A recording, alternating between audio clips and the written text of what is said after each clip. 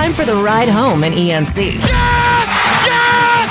Yes! This is your 5 o'clock drive with Patrick Johnson. Holy mackerel! More news, more interviews, more ECU stories than you can shake a stick at. Hey, stop shaking that stick. This is the Patrick Johnson Show. Pirates win! Pirates win! On 94.3 The Game. Everybody, and welcome in. Nice to be with you from the Working Man's Beach, Surf City, USA. Great to be along. And it is the PJ Show on this Tuesday. It is the 6th day of the brand new year. Much to get to today. We've got an outstanding top 5 with lots of exciting news and audio levels. And a great guest in Rene, Ingolia. I don't want to dilly-dally and take up a bunch of time, but because I do want to get to Rene. Again, thank you for all the lovely outpouring last night at the Coaches Show and also throughout the day today. As many of you know, some of you may not, my granddad, we call him Mr. PK, Patrick Sr., but he went by PK, and he passed over the weekend, brief sickness, and died peacefully on Sunday, 97. And so we're preparing for all of that. There will be a fresh version of the show tomorrow. Unless all holy hell is broken loose, it will not be a live version, and that is because of just my obligations with family during this time. And so it'll be a new show. We'll have it for you. We're going to have a tremendous guest tomorrow, a couple of them. We'll get a preview of ECU's basketball game tomorrow night from Philadelphia with Darren Vaught, who does the radio play-by-play for ECU. And we will hear from the North Carolina Broadcaster of the Year, the voice of your Carolina Hurricanes. Been a little bit since we've had him on. Mike Maniscalco will join us on the program tomorrow, so I'm looking forward to that. All right. Pilk, anything that I just want to say a couple quick things here, too. There's some other points of personal privilege, and since my name's on the show, by golly, I'm going to take them. My granddad, Pilk, I don't know if you knew this. You got a kick out of him, by the way. In fact, there's a great line in his obit. He loves sports except the NBA. How awesome is that? That's the line in his obituary. I had nothing to do with his obituary. But how awesome is that obit? He loves sports, and he would tell you he didn't like the NBA. Even at Christmas when I saw him, and he still wasn't all that well, there was – I wish he had been a little younger in these modern times where the streaming had cut, because I think he would really love ESPN Plus because he loves to watch. He loved college softball. Loved watching college softball. So he'd be all over that. He could watch any basketball game he would want. He would have loved it. So obviously he didn't stream the NFL on Netflix and Prime and all of that. So the only real sports thing on was the NBA. And even in his somewhat, lesser state on Christmas Day, he was shaking off the NBA like you were trying to get him to change his pitch for the third out. I mean, just shaking it off. Like you'd signaled into him. Oh, my goodness. No, I'm going with the Vegeta. That's awesome. I thought that was a great line. How awesome was that line? That's a pretty cool line from his obit. Except the NBA. That's pretty good. And he also, I had heard this, but it was in writing in the obit, that he had the first integrated baseball team in Newport. How about that? He was the coach? Yeah, he coached. He coached my dad and my uncle, but he also just coached. That's how they do. That's how they roll. It's a much smaller version of the Little League in Greenville, but I mean, it's still very similar. I mean, people from the community stay involved and that kind of thing. And he was the last living member of the Hall of Fame, which they used to have of the Little League, Newport Little League Hall of Fame. They had something like a placard or a sign, but but it was not there the last time I drove by there. So if I have to move heaven and earth, I'm going to get people to put that placard up with his name back on it. Come on, people. I don't care if you've slapped a fresh coat of paint on your press box. Let's get it going. And congrats, too, to my sister, Brooke. The great George Whitfield has his annual Hall of Fame. And on Friday, she will be among the several that will be inducted into the Whitfield Hall of Fame for her athletic prowess over the years. So there you go. That's all the things that are going on. Busy week, as it always is. 90-minute show tomorrow, by the way. We'll have that leading into ECU and Temple. All right, Pilk, anything else before we get to the top five? Any house cleaning or anything that we need to make mention of? No, I think that's about it. Men's basketball tomorrow starts at 6:30. I guess you mentioned it after our 90-minute show. And hey, baby, it's the grind is here. Basketball's going on, the portal's going on, and baseball's right around the corner. I'm excited. Let's go. All right, let's do today's top five at 5. This may very well be our last mission. Let's make it count. This is the Patrick Johnson Show on 94.3 The Game. It's impossible. Now some stories you may have heard. You ready? Or catch it for the first time. This is your 5 at 5 with the P-Man.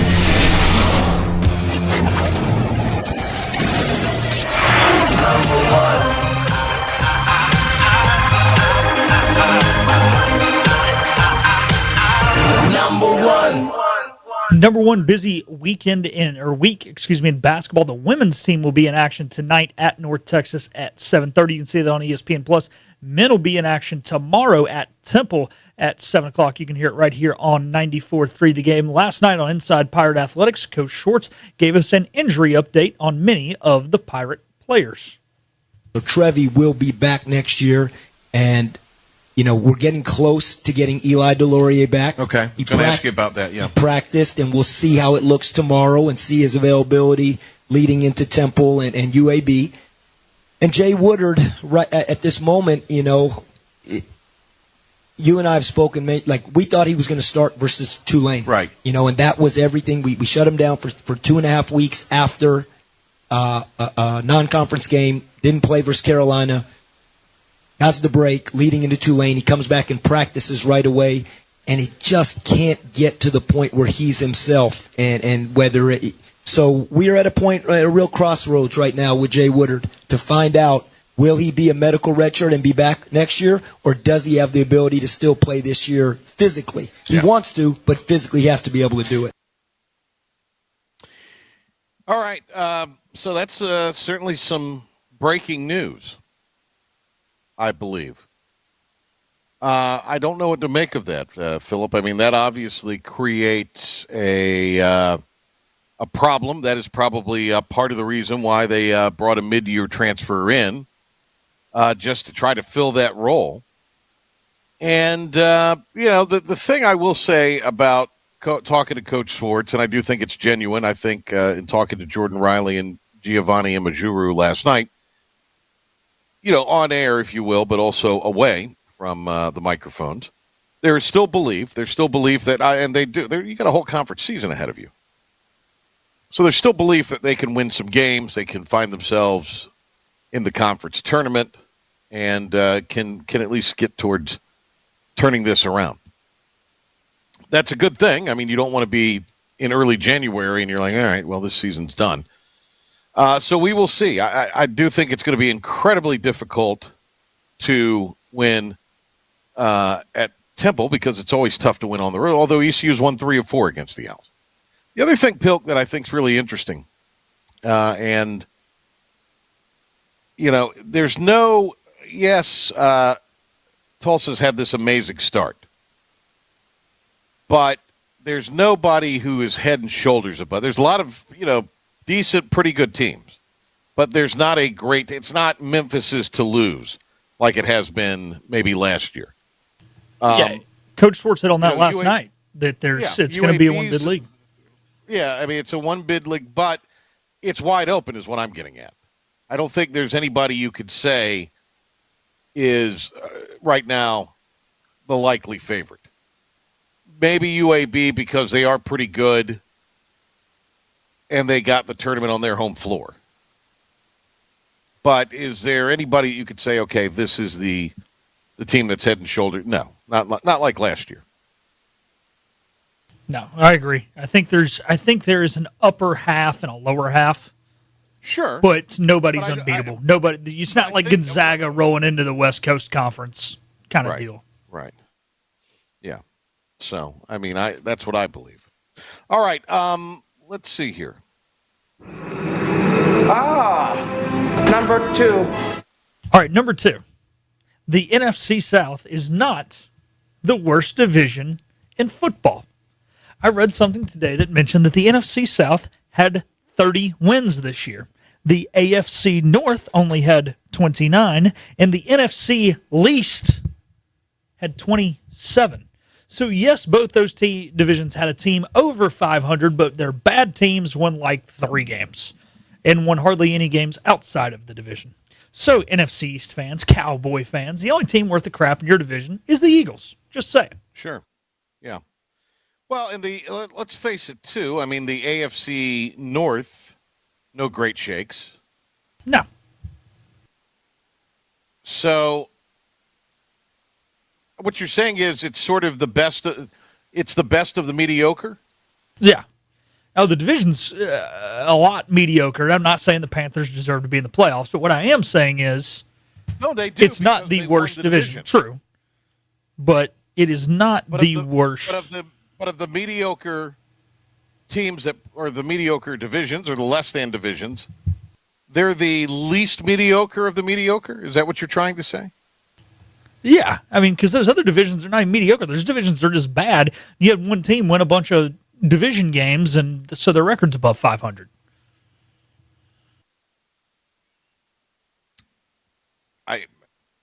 You defended your boys. What can I say? I mean, I don't hate you for that. Who's in today? Demetrius. Can he give us a number 3? Say it like you mean it, Demetrius. Number 3. All right, number 3. Number 3. That was better. Not great, but it was better. Sorry, the mic was on, so you couldn't hear. He said it was much better than last time. Improving, baby. It wasn't great, though. It wasn't great. Why don't you give the interns a headset so they can listen to the show? Because the way it works, there's only one. So when I mute my mic, they can hear. But you ever heard of a splitter? You ever heard of a splitter? I'm not allowed to spend money. You got to talk to the money people. No. You give Dr. Noah a project. Give Dr. Noah. He would love to build a splitter. That's true. I'm nominating him to build a splitter. Okay, I will tell him he's been nominated. It shouldn't take him any time to build a splitter. It'll take him like 2 seconds to build one. Yeah, once he gets back there and starts messing around with the wires, stuff just starts appearing. Yeah. He fixed my headphones or my earpiece that I lost the earpiece piece to and found it and haven't tested it to see if it works yet. Back to number 3. What do we got? All righty. Number 3, the Athletics, who are trying to become the Las Vegas Athletics or the Vegas Athletics, have applied for trademarks for both Las Vegas Athletics and Vegas Athletics, both of which have been denied. The reason being is the people who are in charge of trademarks say that athletics is a general term and can be used to describe physical activity in the city of Las Vegas, and they are not wanting to give a trademark to a team whose name is Athletics, despite giving them the Philadelphia Athletics, the Kansas City Athletics, and the Oakland Athletics throughout the team's history. However, we can now not be the Vegas or Las Vegas Athletics. That's what happens when you let the government interfere with sports, people. Well, everybody wants the Congress to get involved with college athletics. Let me ask you this. Would you be for changing the nickname when going to Vegas if you were ownership for the artist formerly known as the Oakland A's? My issue is it was one of the 16 original franchises. They've always been the A's. It would just be kind of weird for them not to be. I mean, I'm not saying no, but also like the original 16 teams, some of them changed, they were the Boston Americans at the beginning, for example. And there's been some changes, but since the mid-20s, none of those 16 teams have changed names. I think the Las Vegas Aces was a tailor-made great name, and unfortunately, it has gone to a WNBA franchise. See, that'd be perfect. But yes, they can't have it'd be two. Great. And when they put an NBA team there, to call them the Aces would be perfect. But unfortunately, again, it has gone to a WNBA franchise. I think they ought to change their name. Start fresh when you go to Vegas. It's a whole new world. That it is. And they do need to start fresh. Despite having the third most World Series championships, none of them are recent. Not at all. 4. Money. All righty. Number 4. Chad Ochocinco once dated a girl who lived in Charlotte, and he even visited another city in the Tar Heel State. Let's hear about that city. Demetrius? So Trevi will be back next year. I done been to Charlotte. Matter of fact, I used to date a girl in Charlotte. Yeah. Never forget, 2003. I wonder how she doing. I don't know. Yeah, I wonder how she doing. Yeah, in Charlotte. I've been to Charlotte. I've been to Charlotte twice. I've been to Raleigh. I've been to Raleigh You mean twice. Raleigh. Oh, okay. Close enough. That's how you say it? How you say Raleigh. it again? You for real? But it's spelled Raleigh. Raleigh. That's Raleigh. Close enough. Don't worry about it. That was awesome. My brother sent me that this morning, and I thought it was the best thing I've heard in a long, long time. It's the greatest thing I've heard. Now, I remember when Ochocinco was in Raleigh, because I was there working at the time, and I remember it was a big deal that he was there. I don't remember what he was there for.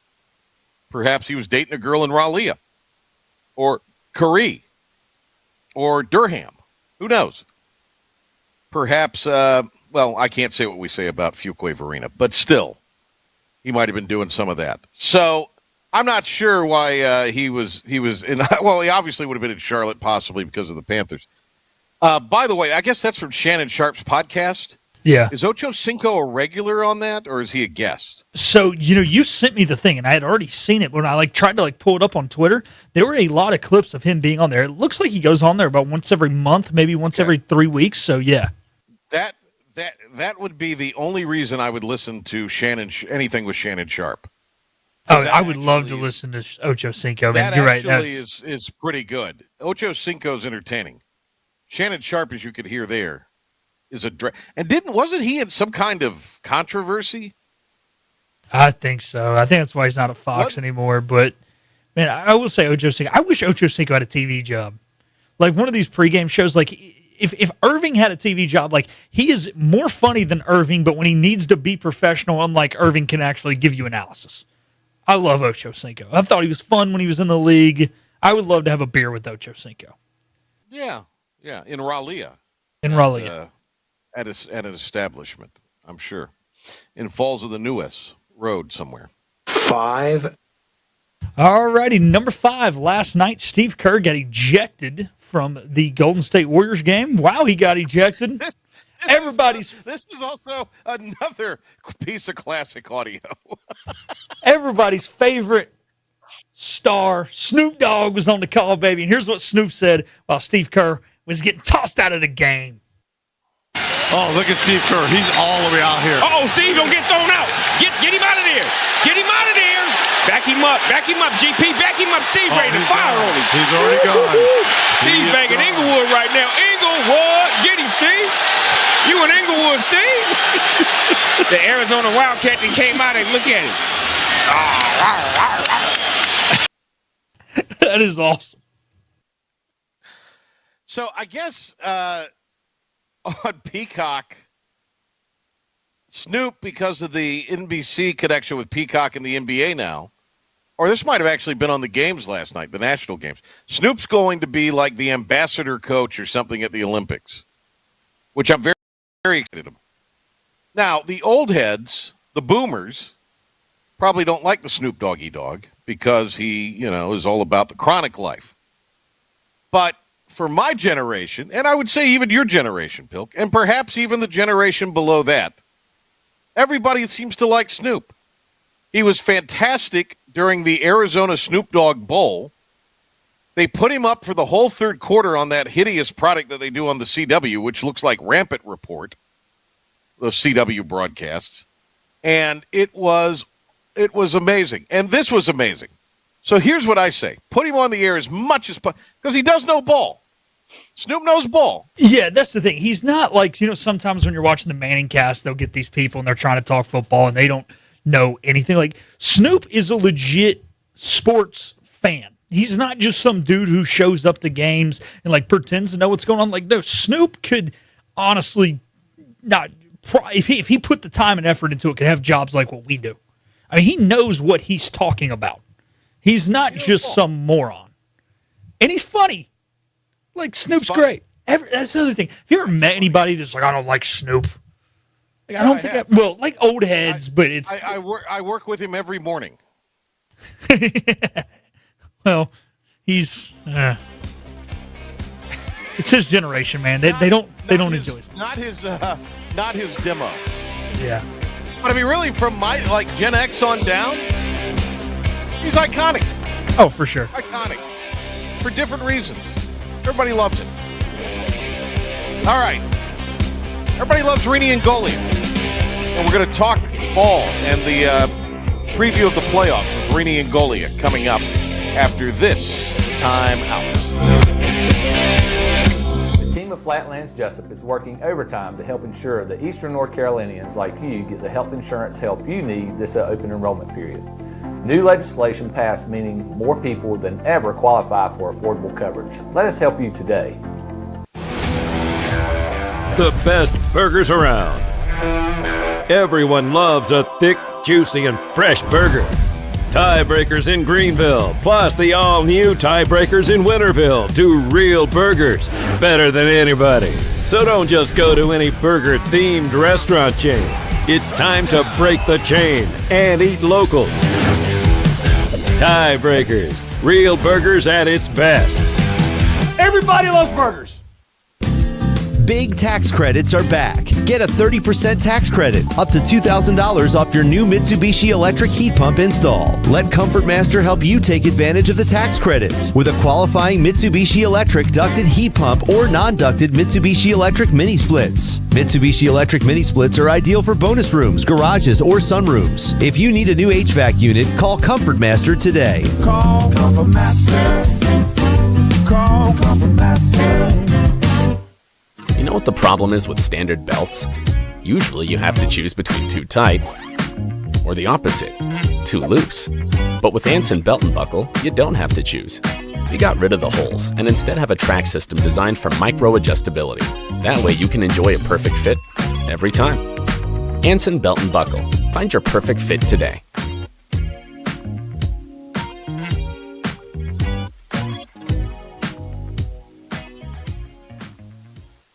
Healthwise Pharmacy rounds the bases with all of your infusion, retail, compounding, and medical equipment needs. Locally owned and operated by pharmacist Marcy Parker, Healthwise has grown to be your most trusted provider for infusion services. Currently providing in-home or on-site infusions in North Carolina, South Carolina, and Virginia. Visit Healthwise Pharmacy at 615B South Memorial Drive or call 252-295-0059 to speak to a patient service representative to find the option that best suits your needs. In this age of globalization, we've learned that bigger isn't always better. Ever tried to get phone help from a big corporation from a real person? Right. That's what's so nice about Phelps Chevrolet. After more than 50 years serving our community, Phelps remains family-owned and operated. Mike, Daryl, Wave, West, Alan, and Clay deliver hometown service and integrity, same as always. They share your experience, they share your values, and they are ready to help with any motoring need. Come get you one. Tired of the 1-800 numbers advertising Medicare products? Flatlands Jessup has 6 offices all throughout Eastern North Carolina. You get face-to-face help from our local award-winning licensed team. Stop by today. Flatlands Jessup, your whole world covered. Back to the Patrick Johnson Show on 94.3 The Game. Welcome back. We got a jam-packed show, so let's get started. Deep breath. Here we go. Back on the program, download our IBX Media app. No pre-roll ads, free for Google, from Google Play and the App Store. And you can take IBX Media, the Patrick Johnson Show, 94.3 The Game, Hoist the Colors with Steve and Igo, all of our ECU coverage, including play-by-play of basketball, football, and baseball. And also all of the other programming from IBX Media, Talk of the Town, Mark and Laura, all of the beach music on 107.9 on the weekends. Play it anywhere in the world you are. IBX Media app, probably one of the more user-friendly apps that you will use, and it hums right along, and you can use it. There's routine listeners in overseas markets with the IBX Media app, folks that travel or work abroad, and they'll listen to the IBX Media app and various shows anywhere on the planet. All right, let's go to the phone line. ESPN college football analyst Rene Ingolia joins us here on the Patrick Johnson Show. Rene, I hope you're doing well, my friend. PJ, Happy New Year, my friend. I'm doing great. Thank you. Good to hear from you. And let's talk some of the goings on, shall we? In what is happening out there in the world. With this shortened portal window, and we got 10 more days as it'll be open, but it looks like Indiana, who we'll talk about a lot, and Oklahoma State seem to be kind of the two that are cleaning up nationally. What do you was that kind of your observation of what's going on? It's interesting Indiana is. I could kind of understand the Oklahoma State thing, but Indiana, I think a lot of people still kind of wrap their head around the fact that Indiana is really, really good in football. Yeah, I mean, everyone thinks, okay, because they're still playing, they can't, chew gum and walk at the same time and handle the portal, but they obviously can. And recency bias, right? They've been really good this year. They were really good last year, and the kids see that, and it's a place that they want to go play. And obviously, if you have all that and you can back it with the financial resources, which they now have, people are going to want to come play for you. And so they're taking advantage of that. And then, Oklahoma State, you kind of knew Mestamaker was going to go the receiver. You kind of knew that core was going to go with him because that offense is unique and they score a ton of points. But, yeah, he's hit a home run as well there. So, but, yeah, it's as an analyst, that's funny. I was talking to someone, a buddy that's actually an NFL agent who actually now is an NIL agent too. They kind of have to be. I was talking to him last night and just saying is like trying to keep track of where everyone goes. I mean, unless it's like your job, like a recruiting specialist where you're just following people, next year, undoubtedly, I will do a game and a name will pop up and I'll be like, holy cow, I didn't know he was here. I thought I remember him over there. I mean, It's just the world we live in now. It's nuts. Yeah. Been a lot of talk. John Gilbert, our ECU's director of athletics, brought it up a few months ago. Of course, Nick Saban has sort of popularized it now, and Saban may have been the first to say it. Who knows? But a shift in the calendar, kind of doing away with spring ball, make OTAs something that is in college sports. There's also the thinking of let's move all the games up into mid-August or at least a week 0 and have that be the first week of the season, and then you could play your games in December, get to the January calendar and kind of reset yourself. Maybe even, and even John Gilbert said maybe even move the window back to the spring for the portal. A lot of moving parts, and this clearly won't be happening as it probably should because it all makes too much sense. But where are you on the calendar shift in both directions, moving a season up, perhaps moving the playoff up? I think one thing you could do, because, Army, Navy is such an important thing, and it did such huge TV numbers this year, you could maybe make that the middle game with some playoff games around it, kind of still give it its own special shine. I don't know. But how would you wave the wand over that, Rene, to solve that calendar problem? Yeah, the calendar is certainly the issue. But you hit on it. There's two different issues with the calendar. So if you move the season up, that's for the people that think the season's just going too long with the bowls and with the playoff going to what'll be January 19th this year. Listen, TV controls that, right? We know that. It's all about windows and going against, not even going against, but going opposite the NFL. Like, where do all these pieces fit? There's a lot of stuff that goes into it. I'm not against it. Like, you can easily move it up, get rid of week 0, start everything earlier. But then the second calendar, which I think needs to be done drastically in a hurry, is the portal calendar. And I do agree with what you just said. I think, first of all, I'm not a Lane Kiffin apologist, okay? And I know a lot of people don't like Lane Kiffin, and I get it. Sure. And I don't know him personally, okay? But, everything that's going on now, it's all you hear is Lane Kiffin, Lane Kiffin, Lane Kiffin. This window with these coaches taking jobs affected a ton of schools, including ECU, which lost both their coordinators, right?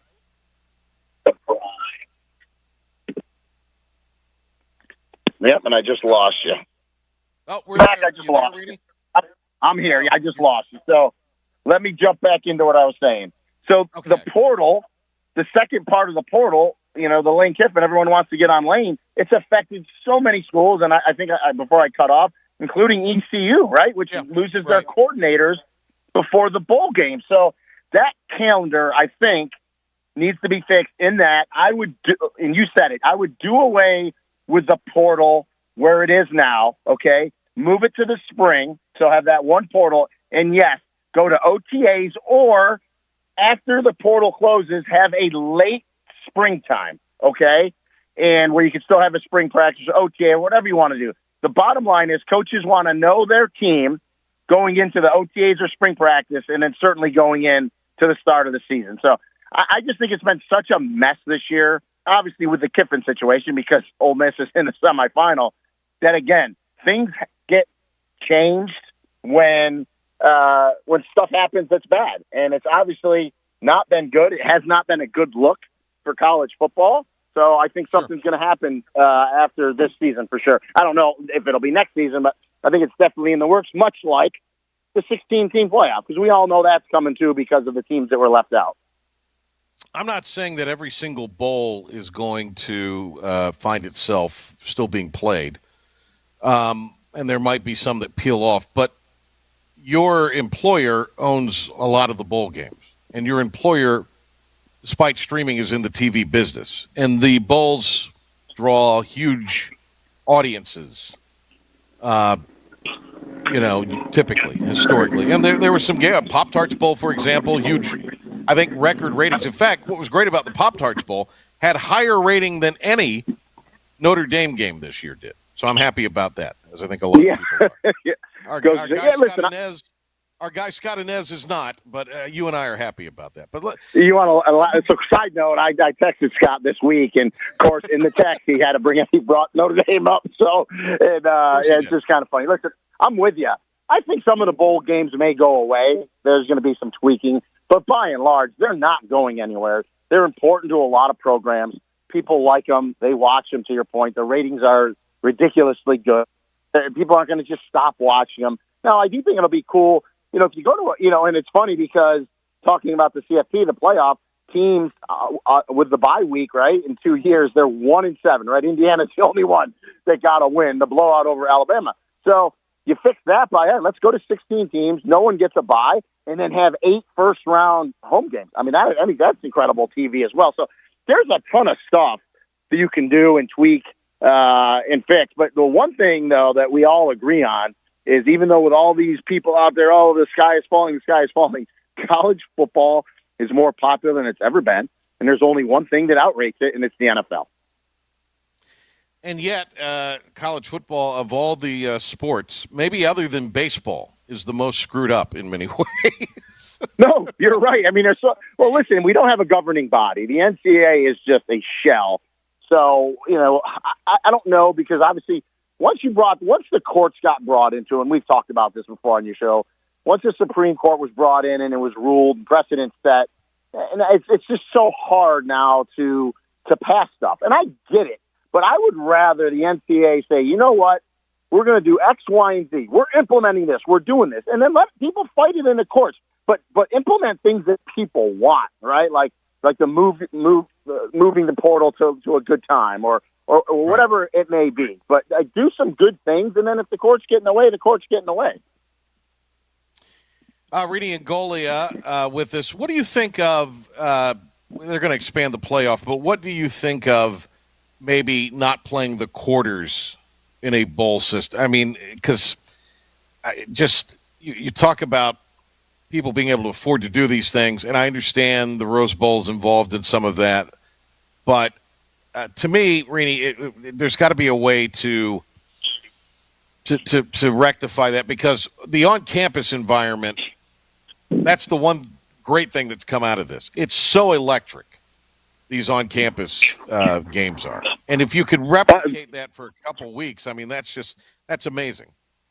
I agree with you 100%. Now, my daughter worked for the Orange Bowl this year, and if you saw that crowd, right, with Oregon and Texas Tech, just wasn't a great crowd in the atmosphere. So you're right. You bring those games on campus. Now, I don't know if it can happen because of the strength of those big bowls, but it'd be interesting. I wouldn't be against it. And I think, teams, when you're going to seed teams, right, they deserve a true home field advantage, right? So I would not be against it at all. And I guess what you're saying is maybe just do those bowl sites for the semis, and then, the championship game goes out to bid. I would not be against that. But I definitely think it's on the table, something that they all have to sit down and talk about for sure, because that's it's a home playoff games. Here's what's crazy about all of this. ESPN college football analyst, our great friend Rene Ingolia, back on the Patrick Johnson show here. You have your one way or the other, Miami or Ole Miss are going to be in the playoff. Miami, a lot of people felt like wouldn't get in for whatever reason, and that Notre Dame would get in over them despite the U having that win over the Fighting Irish. And then there is the situation, as you alluded to, with Lane Kiffin and coaches. Are they going to coach, coming and going, and everything that's going on there? So let's talk about that game on Thursday. Who do you see winning that, and why? Well, first of all, storylines galore either way, right? And so, again, expect a big ratings number since we were talking about TV viewership. I favor Miami only because I think, and I'm not saying anything that other analysts haven't said, their defensive front is outstanding.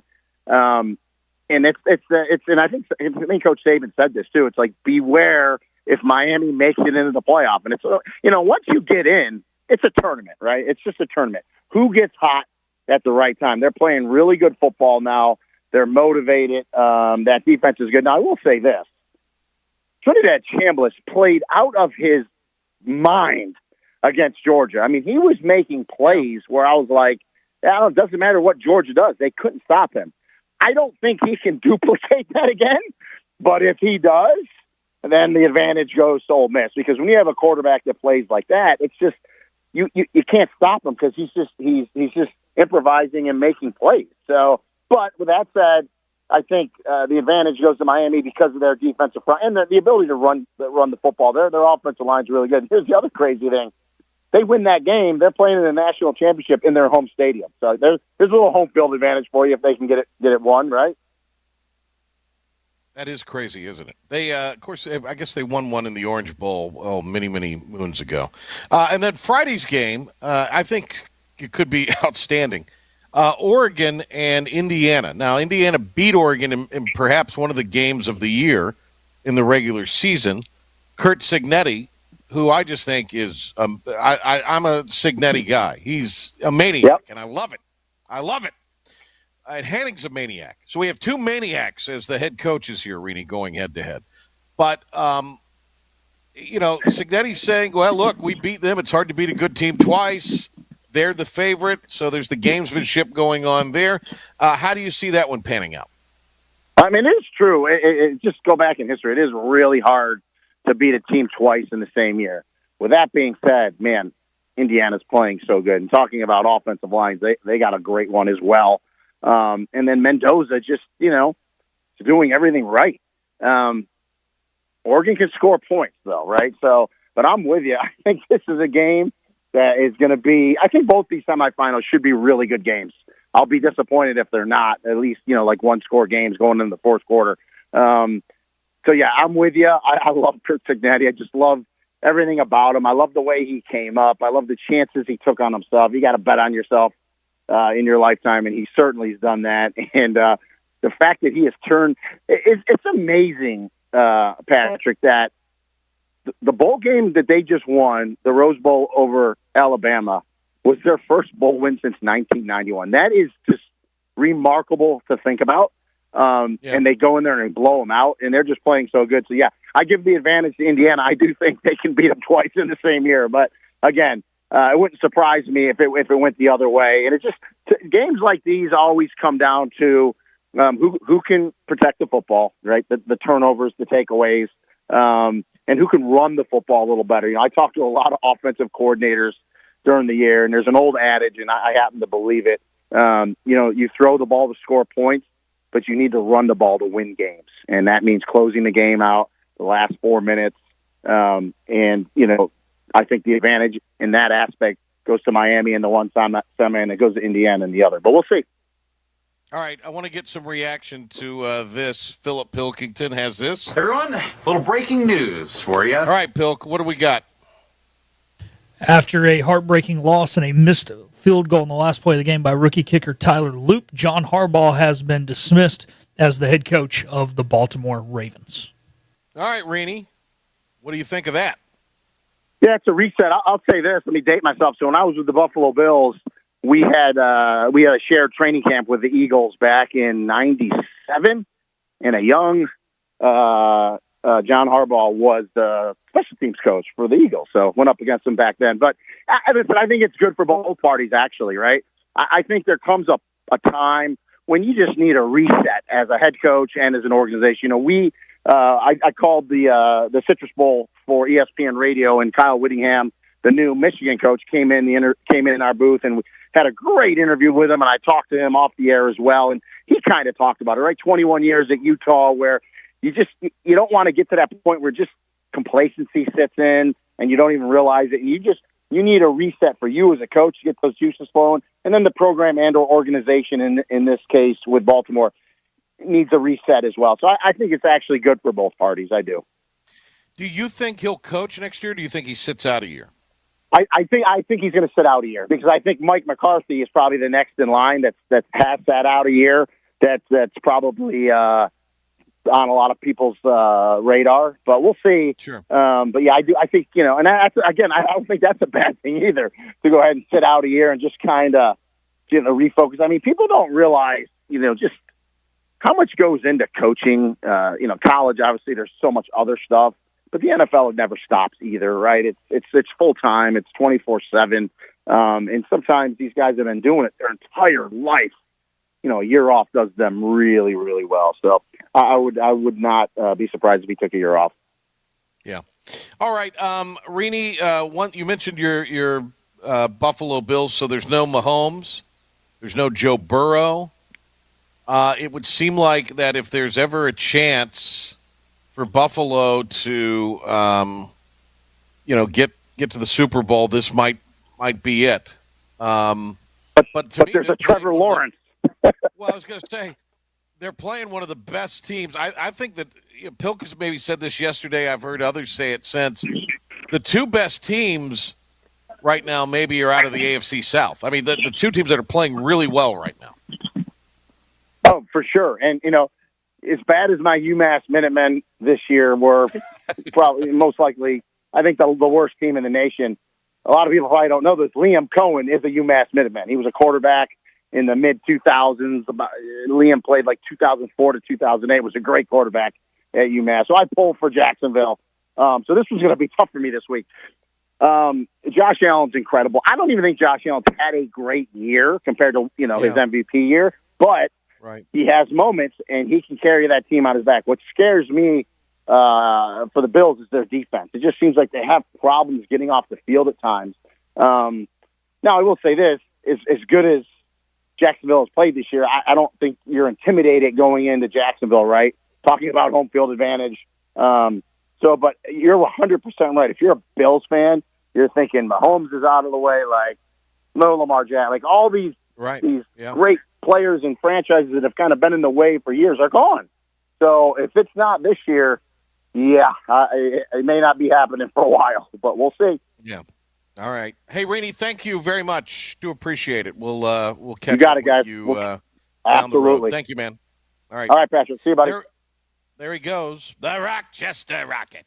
Rene Ingolia. All right, reaction to the news that broke just a few minutes ago, and that is a coaching change in Baltimore. We'll be back right after this. This is about you, your family, and the health of all who live in Eastern North Carolina. This is about the transformation of a health system into something more powerful and more human. About creating new ways to treat disease and keep you well. This is about ECU Health, which is to say, it's really all about you. ECU Health. Minds, hearts, purpose. You have a choice when you invest in insurance, and when you choose First State Insurance Advisors, you're working with people you can trust. Clark Stallings has deep ties in the community. His team, including Keaton Smith, Regina Asby, Phil Leyva, Max Joyner Jr., Max Joyner III, and Ginger Smith, provides knowledgeable and professional advice. First State Insurance Advisors is an independent insurance agency. They offer all types of personal insurance as well as various types for business. Call or email First State Insurance Advisors today. We want to be your trusted choice agency.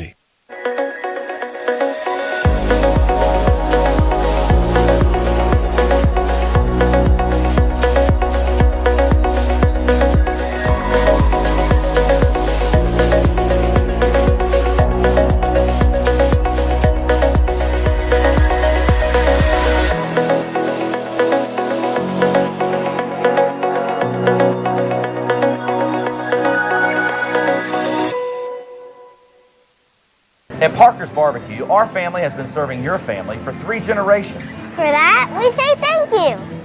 Blessing families every Thursday. Kids eat free all day. That's the Parker's way. Legendary food served from our 3 locations. Always quick, always delicious. That's the Parker's way. At Parker's, our mission is to impact our customers through Christ-like service in a way that feeds them both physically and spiritually. That is the Parker's way. Acre Station Meat Farm, along with Lane Angus Beef, bring you Farm to Fork Beef.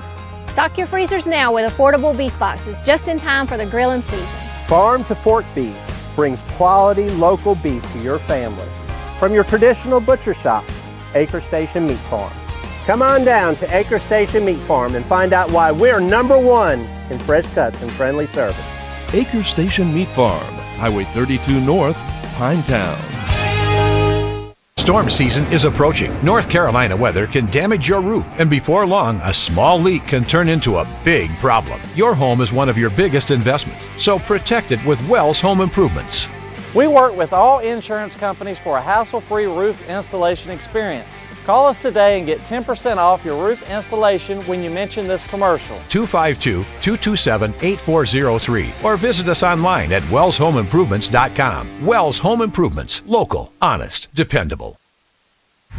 Listen up. He's talking now. Sorry, thought we were vibing. The Patrick Johnson Show on 94.3 The Game. All right, John Harbaugh out as the Ravens coach. And that news just breaking in the last 20 minutes or so. All right, Pilk, I asked you this yesterday. Of the NFL openings, which one is the most attractive? To me, Baltimore is now... I got a new answer. I got a new answer. I mean, it's got to be Baltimore, right? Yeah, look, man, you've got Winnable division. Winnable division. I mean, there's not a... I think the move by Cincinnati to bring everybody, and they're retaining all the coaches, not only the head coach, but they're retaining all the coaches on staff. That, to me, is not going anywhere. Cleveland is Cleveland, and they're going to Cleveland, so you really can't do anything. I mean, what can you do about that? They're not. Bring Paul Brown back from the dead and have him coach the team. That's your only thing. I mean, they're not. There's no way they're going to make any sort of. I mean, they've got some talented pieces here and there, but I mean, that it's a dumpster fire. And then, to me, what's interesting about this is, let's say the kicker had hit the field goal the other night. Would this be what's going on? Would this headline be Pittsburgh today? Yep. I think so. I think it was win, you're in, lose, you're fired. Yeah. It was that, yeah. And that's not a situation, let's face it, that's going anywhere. And I mean, they're talking openly about Aaron Rodgers coming back, as he is not ruled out not coming back. And they had so many problems this year with their offense. So that Baltimore gig, look, and this is pretty clear. Lamar Jackson or John Harbaugh. Lamar Jackson, the face of the franchise, wins. Had to be. PJ, that roster right now, when you look at guys like Marlon Humphrey, Derrick Henry, Mark Andrews, Isaiah Likely, I miss Hamilton on the defense side of the ball with Humphrey. Like, that is a good roster. Sure. That roster is ready to win. The window's now. Now. Yeah, so it is a little tough resetting, but I think that roster's built to reset. I think the O-line's good. They got 4 running backs. I'm sure they won't be there next year, but they got 4 guys they trust to run the ball. I mean, this team right now, man, that's a sexy job. Now the tough thing is, who's the right hire? Do you bring in a guy who's already been a head coach? I say you have to. Yeah. I say you have to, because you have too good of a roster right now for the coach to go through the rookie coach growing pains. You also need to have somebody that has done it in a pressure cooker situation, I think. That guy that just got fired by Vegas? No. That ship has sailed.